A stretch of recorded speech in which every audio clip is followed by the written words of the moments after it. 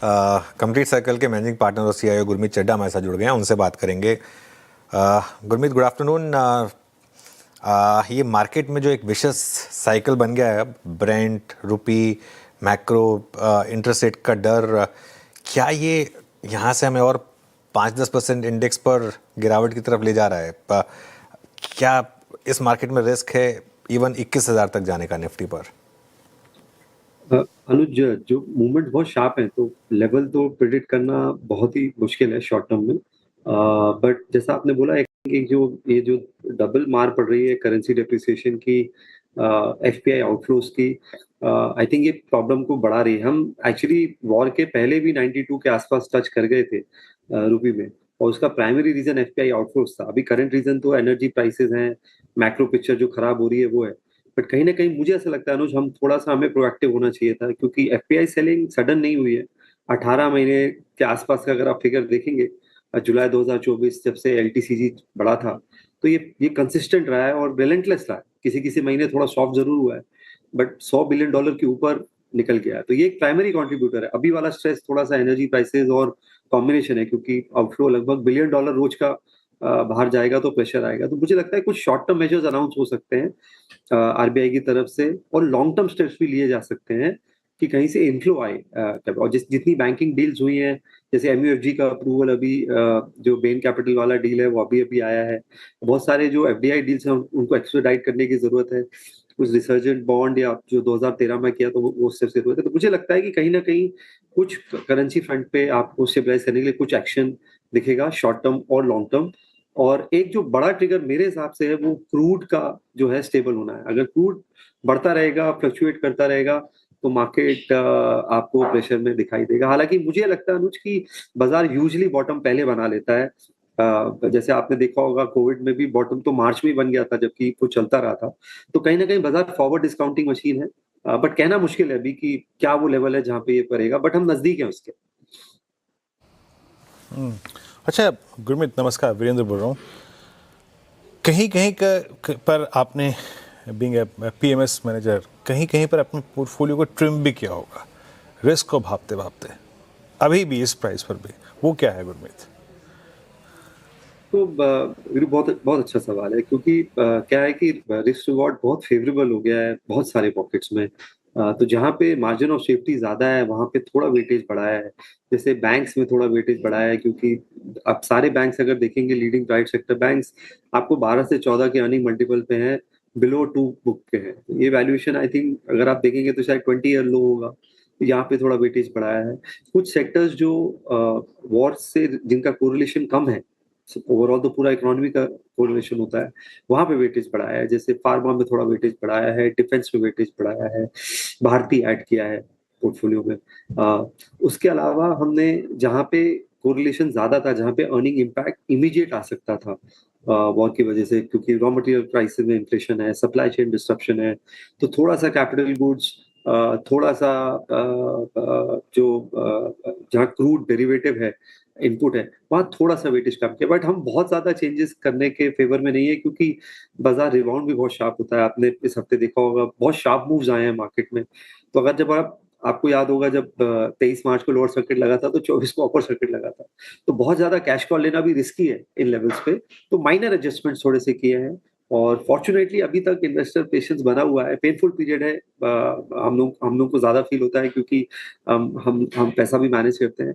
But मुझे ऐसा लगता है कि बहुत जगह वैल्यूएशंस जो हैं लगभग नजदीक हैं लोएस्ट पॉइंट के, अगर लोएस्ट नहीं है तो भी। ओके, तो ये आपके पोर्टफोलियो में जो थोड़ा बहुत बदलाव किया गुरमीत जी, वो हमने समझ लिया। लेकिन मेरा अब थोड़ा सेक्टर स्पेसिफिक आपसे सवाल पूछना चाहूँगी। ओवरऑल मार्केट का जिक्र कर लिया आपने, कुछ पॉकेट्स हैं जहाँ पर पेन कॉन्टिन्यूसली हमने देखा, रियल्टी पैक उसमें से एक। आज भी देखिए 3.5% के करीब करीब डाउन है, कभी भी स्टॉक चलने का नाम नहीं ले रहा सर। तो यहाँ पर क्या नज़रिया है आपका? जिनके पोर्टफोलियो में रियल्टी पैक स्टॉक्स हैं वो क्या करें, क्या स्ट्रैटेजी अपनाएं? तो एक तो मैक्रो वीकनेस आती है श्रेया, जब भी इस तरीके का डेवलपमेंट होता है तो रियलिटी हाई बीटा सेक्टर हो जाता है, क्योंकि स्टैंड स्टिल में आता है। इसका ओवरऑल जो इम्पैक्ट है वो आपको, क्योंकि ये बिग टिकट परचेज होता है। दूसरा थोड़ा सा कोरिलेटेड है एआई और आईटी से, क्योंकि सबसे बड़ा जो कंज्यूमर है कमर्शियल एस्टेट, रियल एस्टेट का, वो आईटी, क्विक कॉमर्स है। और अगर वहां पे प्रेशर आता है एआई रिलेटेड और व्हाइट कॉलर रिसेशन की जो बात हो रही है, अगर थोड़े से नेगेटिव हेड काउंट होते हैं, हालांकि मुझे लगता है रिसेशन थोड़ा फार फेस्ट है, but assuming negative head count होता है तो डिमांड को इम्पैक्ट करता है, स्पेशली जो आपके मेट्रो एरियाज हैं और एनसीआर एरियाज हैं। तो यहाँ पे मैं अभी क्योंकि और इनपुट कॉस्ट बढ़ेगा, रियलिटी में हर चीज का बढ़ेगा, तो मुझे लगता है मल्टीपल तरीके से के हेडविंड्स हैं। तो जब एक बार थोड़ी स्टेबिलिटी आती है तब शायद आपको ये रिवर्सल दे सकता है। टाइम बीइंग के लिए जैसे मैंने आपको बोला कि उन सेक्टर्स में रहिए जहां पे इम्पैक्ट जो है रॉ मटेरियल वाइज या वॉर का नहीं है, बट ब्रॉडर लिक्विडेशन है बाजार में, उस वजह से शेयर्स गिर रहे हैं। मीनवाइल निफ्टी देखिए अब 22,825 पर आ गया है श्रेया। अब अगला मजबूत सपोर्ट कहाँ पर है? थोड़ा सा है ना, अगला मजबूत सपोर्ट 22,825 पर निफ्टी। और देखते हैं, खैर बैंक निफ्टी भी 1400 पॉइंट नीचे है, 52,265 पर इस समय। गुरमीत, ये श्रीराम फाइनेंस में क्या करें अब? क्योंकि एक तरफ 840 में डील हुई है, उसके बाद हमने बड़ी रैली देखी। अब रिस्क ये है कि एनबीएफसी के लिए एक बड़ा रिस्क ओपन हो रहा है कि इंटरेस्ट रेट हाइक ना हो जाए, कट तो आप छोड़ ही दीजिए। अब तो क्या अपना व्यू बदलने की जरूरत है इस समय इन स्टॉक्स पर? अनुज, थोड़ा सा मुझे लगता है बैंक्स बेटर करेंगे, क्योंकि बॉन्ड डील जब बढ़ेगी तो जो कॉस्ट ऑफ फंड्स का ट्रांसमिशन है वो एनबीएफसी में इमीडिएट होगा, क्योंकि वो रेगुलर बेसिस पे बोरो करते हैं मार्केट से। बैंक के पास फिर भी एक थोड़ा क्वेश्चन होता है, क्योंकि उनके पास टाइम डेटेड डिपॉजिट्स हैं, कासा है, तो कॉस्ट ऑफ फंड उसमें उतना स्पाइक नहीं होता है बॉन्ड डील बढ़ने से बैंक्स के लिए वर्सेस एनबीएफसी। तो थोड़ा सा मुझे लगता है। और दूसरा, अगर आप वैल्यूएशन देखेंगे, अगर आप श्रीराम, बजाज, चोला, बहुत अच्छी फ्रेंचाइज है, I mean they are very solid businesses, but अगर आप रिलेटिव वैल्यूएशन देखेंगे तो बैंक्स बहुत चीप हो गए हैं। और यहाँ पे एक अच्छा रनअप भी आया था, जैसे आपने बोला डील है, तो मैं एग्जिट नहीं करूंगा, बट मैं फ्रेश पैसा, जैसे मैंने बोला, मैं प्राइवेट बैंक्स में लगाऊंगा। और वहां पे क्योंकि मार्जिन ऑफ सेफ्टी ज्यादा है, अभी एचडीएफसी बैंक भी 25% डाउन है, आईसीआईसीआई बैंक भी 2 बुक वैल्यू पे है, पूरा बैंक निफ्टी 12-13 के अर्निंग मल्टीपल पे है, तो मार्जिन ऑफ सेफ्टी जो है काफी ज्यादा। अच्छा गुरमीत, आज सुबह हमारे साथ कार्यक्रम में वो श्रीवास्तव साहब थे। उन्होंने कहा कि बहुत दिनों बाद हम खुश हुए हैं, आईटीएम ने लिया है इस कन्विक्शन में कि फाइनली अगर आप देखें, आप बायबैक की उस अपनी पूरे रीत, जिसे कहते हैं ना, प्रचलन था आपका, कैश होगा तो बायबैक करेंगे, डिविडेंड देंगे, उससे बाहर के निकल के तो आए आप। एटलीस्ट शॉपिंग के लिए गए तो सही। आपका इस पर तर्क क्या है? आईटी पर इस इवेंट को 3 चीज़ें हुई लगातार। एक दिन हैप्पीएस्ट माइंड की मैनेजमेंट ने एक टेक शेयर किया, एसेंशियल के नंबर, और फाइनली अगर आप देखें इन्फोसिस की शॉपिंग। कैसे देख रहे हैं आप इस बदले स्वरूप में, हल्के से बदले स्वरूप में आईटी को? मेरा ये मानना है वीरू, एक्सटेंचर के भी अगर आपने नंबर्स देखे हो, कमेंट्री देखे हो, मुझे लगता है बाजार ने बहुत आगे का प्राइस कर लिया आईटी में, जो एआई का इम्पैक्ट होने वाला है। नंबर शायद इतने खराब ना हो, स्पेशली इस क्वार्टर के, तो टैक्टिकली स्पीकिंग शायद थोड़ा सा बाउंस देखने को मिले अर्निंग्स के बाद, अगर अर्निंग्स थोड़ी सी बेटर आती हैं एक्सपेक्टेशन से। और आज आप देखिए इस मार्केट में आईटी थोड़ा सा बेटर है, प्लस रूपी का डिप्रिसिएशन का थोड़ा सा बेनिफिट मिलेगा, बहुत माइनर बेनिफिट मिलेगा। तीसरा, प्रोडक्टिविटी गेन्स आईटी को भी होंगे, क्योंकि सबसे बड़ा कॉस्ट हेडकाउंट कॉस्ट है, तो वो अगर कम होता है और एआई टूल्स इनेबल होते हैं, तो ओवरऑल जो है जो रेशियो है ऑफशोरिंग ऑनशोरिंग का, वो भी चेंज होता है, तो टैक्टिकल बाउंस मिल सकता है। बट मेरा ये मानना है कि कमेंट्री देखने के बाद जो लॉन्ग टर्म एक्सपोजर है वो कमेंट्री देखने के बाद करना चाहिए। हमने पोर्टफोलियो में थोड़ा सा एचसीएल टेक है हमारे पास, हम थोड़ा सा कॉन्ट्रा है आईटी में, हमने 4-5% वेटेज बनाया हुआ है। हमारे पास एचसीएल टेक है, थोड़ा सा केपीआईटी है, और हम परसिस्टेंट या कोफोर्ट में से एक शेयर हम कीन है ऐड करने को। तो हमने थोड़ा सा वेटेज रखा है कि जब भी थोड़ा भी टर्न अराउंड हो वो बहुत शार्प आएगा आईटी में। तो कुछ आप टैक्टिकल हो सकते हैं और कुछ मिड कैप आईटी में आप थोड़ा सा स्ट्रक्चरल और लॉन्ग टर्म हो सकता है।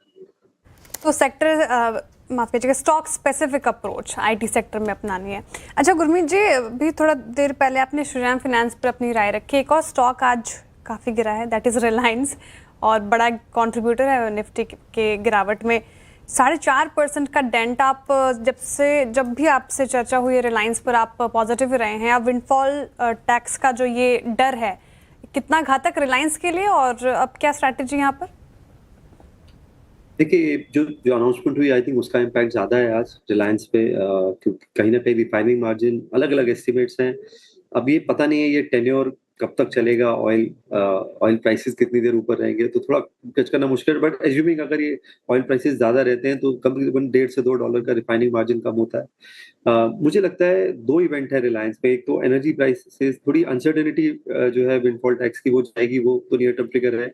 जियो का DRHP फाइल होना है, आई थिंक आज होना है या जब भी होना है, तो आई थिंक एक जियो का जो फाइनल मोनेटाइजेशन होगा, IPO आएगा, वो एक मुझे लगता है रिलायंस के लिए ट्रिगर हो सकता है।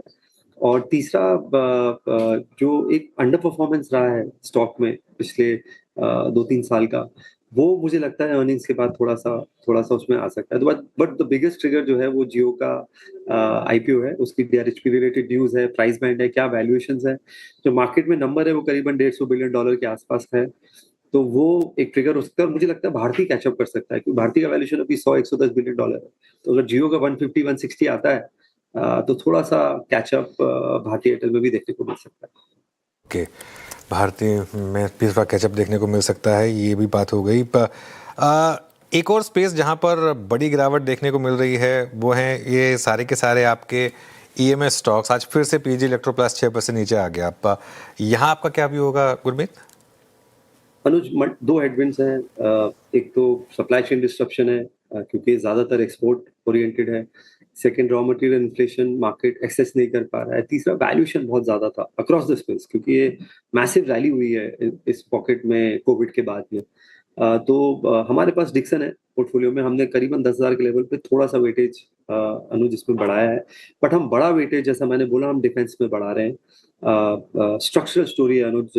मैं अभी नागपुर था मंडे को, और हमने कुछ डिफेंस कॉरिडोर, गाजियाबाद, मैंने कुछ एंसिलरीज में भी मीटिंग करी है। बहुत इनफैक्ट मैंने आज ट्वीट भी किया था, अगर ये जो अंडर सेक्रेटरी ऑफ वॉर है इनका अगर आप पूरा स्पीच सुनेंगे तो उसमें बहुत सारे टेक अवेज हैं। और इन्वेंट्री लेवल्स बहुत लो हैं, 40-50 ईयर लो हैं, और मैसिव ऑर्डरिंग और ऑर्डर्स आएंगे, मेरा ये मानना है, once things cool down a little bit. चाहे वो ड्रोन्स हैं, चाहे वो माइक्रो मिसाइल्स हैं।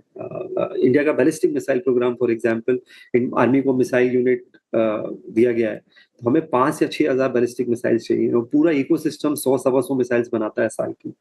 पिनाका रॉकेट अगर आप देखें, मैं प्रोडक्ट वाइज एग्जांपल दे रहा हूँ, 6 रेजिमेंट्स में इंडक्ट हो गया है, और 20 रेजिमेंट्स है आर्मी की, तो 14 और रेजिमेंट में इंडक्ट होना है। प्लस ऑब्वियसली एक्सपोर्ट इंटरेस्ट है आर्मेनिया का, फ्रांस का, बाकी जगहों का। ड्रोन्स है, तो मुझे ऐसा लगता है कि यहाँ ये एक मल्टी ईयर साइकिल स्टार्ट होने वाली है, और इसमें जो भी वीकनेस है वो बहुत ही बड़ी अपॉर्चुनिटी है। तो हम डिफेंस में करीबन 15-16% वेट रखना चाहेंगे, शायद और ज्यादा अगर प्राइसिंग और अच्छी होती है तो। गुरमीत, चलिए बहुत बहुत शुक्रिया, आप इस कार्यक्रम में शामिल हुए और सभी सेक्टर्स पे इस बहुत ही आप देखें नाजुक दौर में आपने बातचीत करी, अपना व्यू शेयर किया। बहुत बहुत